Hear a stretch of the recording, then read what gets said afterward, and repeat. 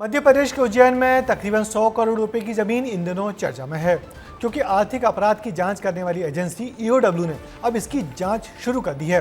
उज्जैन विकास प्राधिकरण इस जमीन को लेकर तकरीबन 25 सालों से केस लड़ रहा है, जबकि दूसरे पक्ष का आरोप है कि केस लड़ने के नाम पर सिर्फ पानी जैसा पैसा बहाया जा रहा है, लाखों रुपए का घोटाला हुआ है। हमारे सहयोगी संतोष कृष्णानी की ये खास रिपोर्ट देखिए।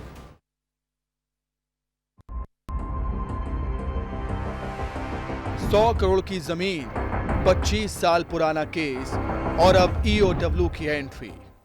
ये बंजर जमीन देखकर कोई अंदाजा नहीं लगा सकता कि 100 करोड़ की प्रॉपर्टी को लेकर 25 सालों से कानूनी लड़ाई चल रही है और अब इस मामले में ईओडब्ल्यू यानी इकोनॉमिकल ऑफेंस विंग की एंट्री हो चुकी है। जो वकील का जो पेमेंट किया गया, जो वकील उनके लड़ रहे थे वहाँ हाई कोर्ट और सुप्रीम कोर्ट में उनकी ज़मीनों को लेकर के उनका अवैधानिक रूप से उनको जो फीस दी गई है उसको लेकर के एक शिकायत आई थी, जो कि हमारे द्वारा मुख्यालय भेजी गई है।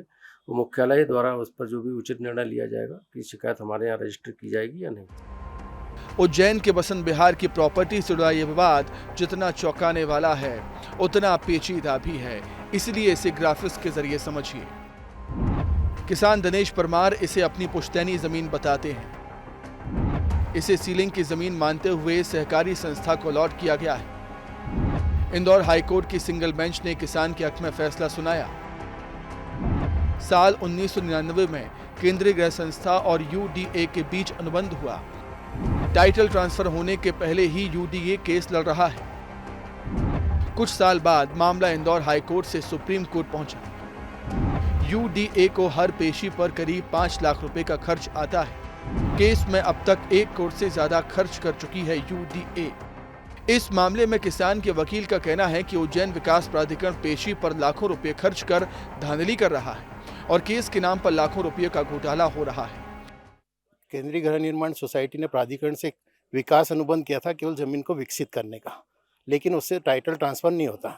उसके बावजूद भी प्राधिकरण के अधिकारी बगैर स्वामित्व की जमीन के केस लड़ने के लिए पैसे खर्च किए जा रहे हैं।